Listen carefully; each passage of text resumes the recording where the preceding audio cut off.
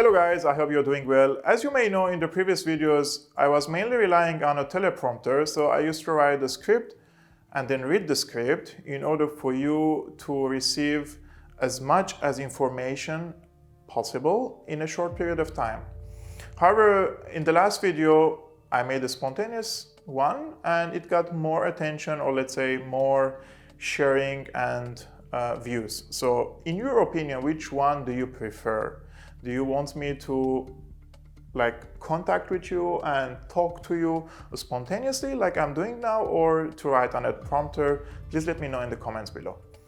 Coming back to our main topic, which is the foreign policy of the United States under Joe Biden administration. As we may know, Joe Biden appointed Antony Blinken as the new foreign minister of the United States. And we know that he has not the most friendly statements and positions on Syria, and he supported bombing Syria or using excessive force, sanctions against Syria in order to achieve the goals of the United States foreign policy. However, I would like to address this issue from a different perspective. In my opinion, the United States doesn't have one unique foreign policy when it comes to Syria. First of all, most of the policies of the United States in Syria are being designed either by the CIA or the Pentagon and not by the foreign ministry. So the foreign ministry could have certain policies, statements, but the people who are putting the strategy of the United States, they are not in the foreign ministry, but rather in the CIA and the Pentagon. So regardless of the administration, whether it's Trump or Biden, in my opinion, the strategy is not really changing. It's intact. And in my opinion, the tactics are changing, but the strategy is the same. The bigger strategy when the war started in Syria was a regime change war. So they wanted to repeat what happened in Libya and what happened in Iraq, to overthrow a government and try to install a puppet government. And if it doesn't work, because as we may know, the United States funded, trained, and supported radical jihadists in Syria, and when these radical jihadists take over power in Syria, then it's another excuse for the United States to directly intervene under the pretext of fighting terrorism. So this was the main strategy. But during 2011 and 2015, these jihadists were really advancing, but at the end of 2015, especially after the intervention of the Russian forces, the tides turned differently, and Syria, Russia, Iran, and allies, they gained momentum again, and they restored large swaths of the territories in Syria. So after 2018, especially after the liberation of Aleppo by the Syrian government, the United States shifted its priorities from changing the regime into encircling or besieging the Syrian government, besieging the Syrian people, pushed them into starvation, imposing unilateral coercive measures, stealing Syria's oil, stealing Syria's natural resources through either proxies or directly. So we all know there are now US occupation forces in Syria. But let's focus on Biden. What will Biden do, in my opinion, in the next period? Biden doesn't have one unique foreign policy towards Syria. So we have to divide Syria into different files. The first file is Idlib.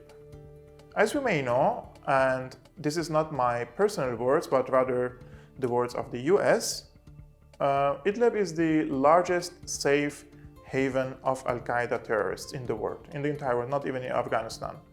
So there are tens of thousands of radical jihadists, Al-Qaeda fighters, ISIS, Ahrar Sham, even Islam's army, and many other terrorist organizations and also multinational terrorists are taking Idlib as a headquarters for them. So for Biden, in my opinion, he will not really mind for Turkey and Russia to find certain understandings for Idlib in order to change the military situation there, because it is like a ticking bomb. If Idlib is exploded, it could be exploded against a NATO country, which is Turkey. So they really, in my opinion, they're trying to contain the situation there, and Biden, in my opinion, will not mind for Putin and Erdogan to negotiate and find certain agreements in order to calm things down and maybe relocate some of these terrorists to their home countries and maybe send them others, which is Turkey doing now. Turkey sent tens of thousands, let's say. It's over 10,000 actually in Libya, and there are thousands in Azerbaijan, and who knows where Turkey will use these terrorists again. So this file, in my opinion, it could be solved diplomatically, but Russia and Turkey have to show iron fist on this terrorist organization, especially Turkey, which is the main backers of these terrorist organizations nowadays in Syria. If it doesn't work that way, the Syrian army will launch an offensive to recapture at least the M4 highway after capturing the M5, which M5 connects Aleppo to Damascus, and the M4 connects Aleppo to Latakia. So this is Idlib. If we go a little bit northern or northeastern side of Idlib, we will find Afrin, Jarablos, and there is a belt that Turkey created there. They call it a buffer zone, and it's mainly occupied by Turkey and Turkish-backed forces again. Previously, they were under the occupation of the Kurdish militias.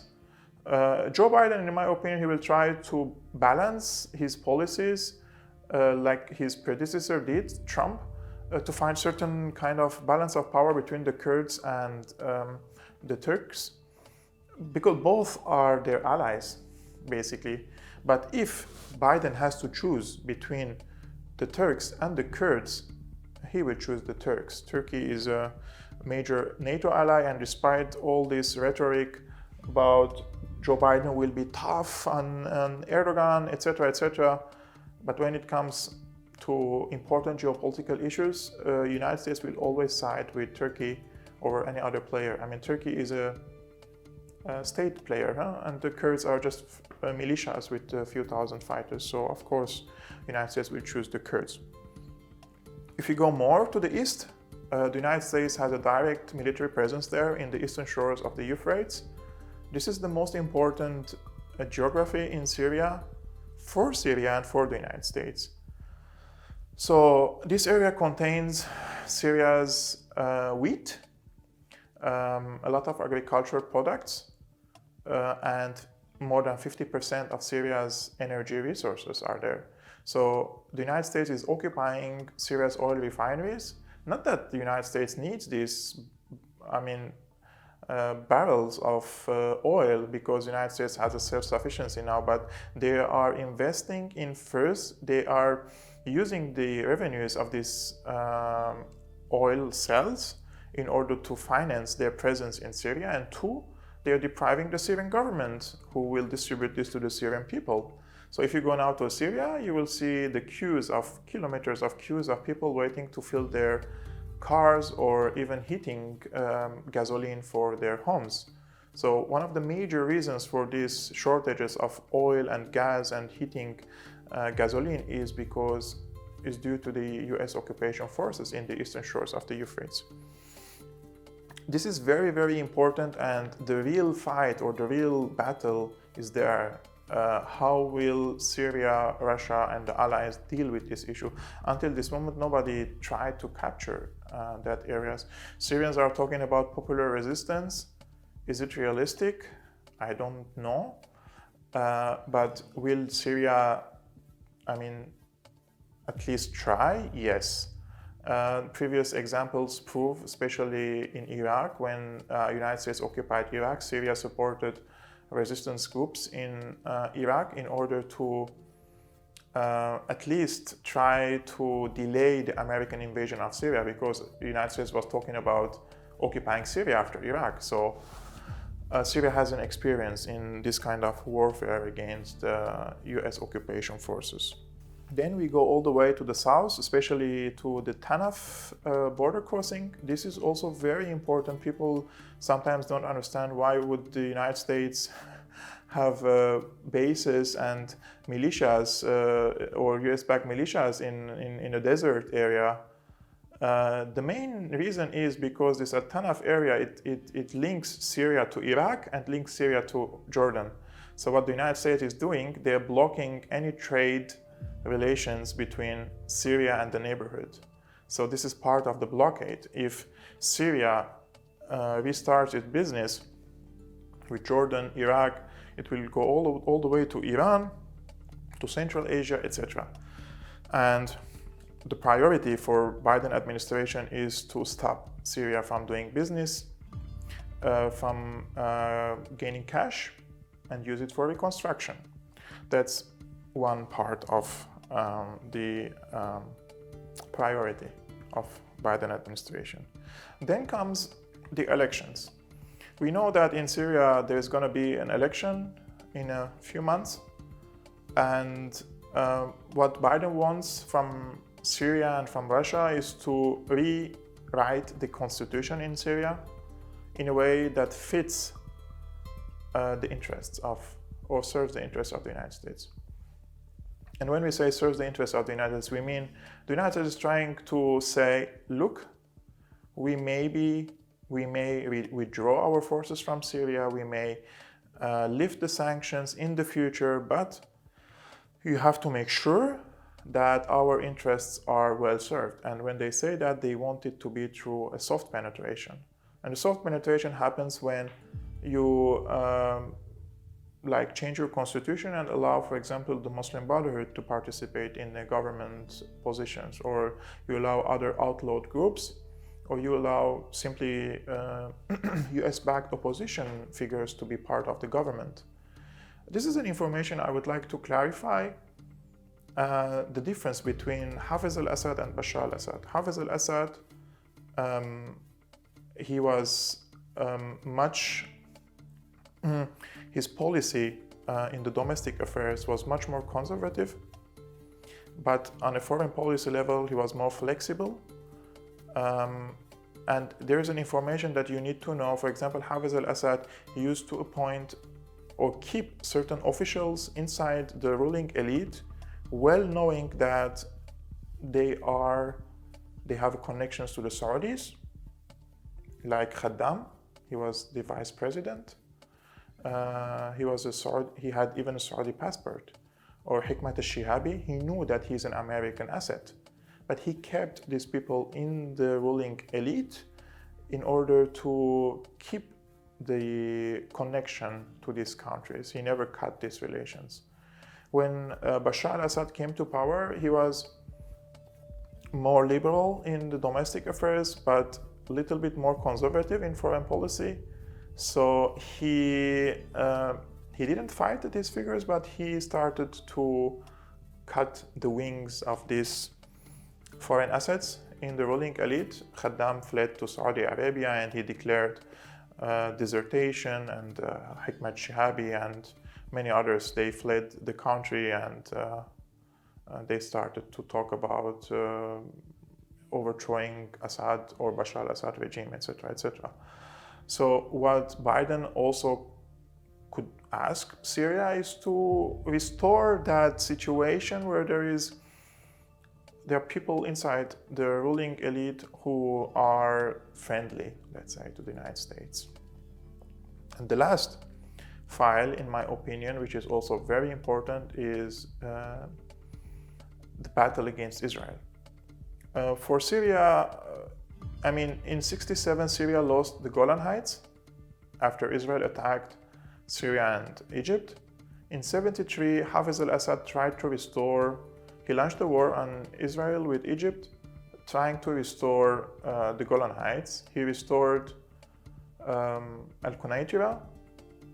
He was very close of liberating entire Golan Heights, but back then Anwar al-Sadat, the president of Egypt, he betrayed Hafez al-Assad. So he backed off at the mid of the war, and Israel refocused all its forces on Syria. So Syria had to withdraw from the Golan and kept Al-Qunaytira. This position was intact till early 90s when the Soviet Union, the former strategic ally of Syria, has been dissolved. So Syria had to find a way to survive, and they told the Americans that they're ready for peace talks, and they did. And there were serious talks in the 90s and at the beginning of the 90s, at the end of the 90s, also in 2007, 2008, with the mediation of Turkey. And Syria's position is clear: territory and peace. Like, you give in exchange for peace. So you give our territories back, and in exchange for a cold peace.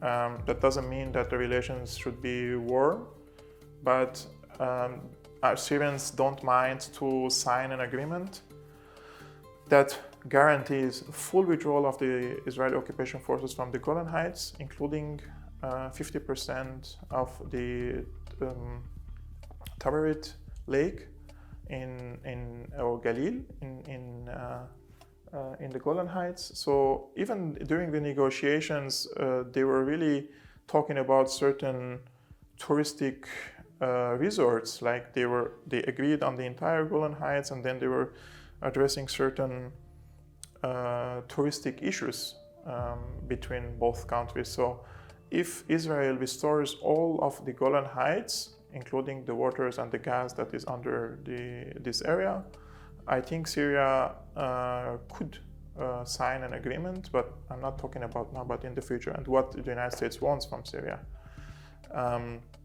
This is on the Syrian-Israeli side. So as you can see, it's not really, Syria is not like a one package. There are different files inside Syria itself.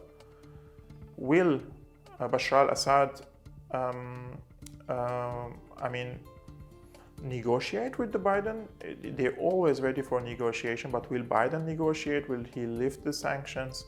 I really rule out that Biden will negotiate with the Syrian side. He will try to escalate the tension in Syria through two means. One is the economic sanctions. He will keep the economic sanctions and maybe add more people or more individuals into these sanctions. And some people argue that, but he's sanctioning the regime. That's not true.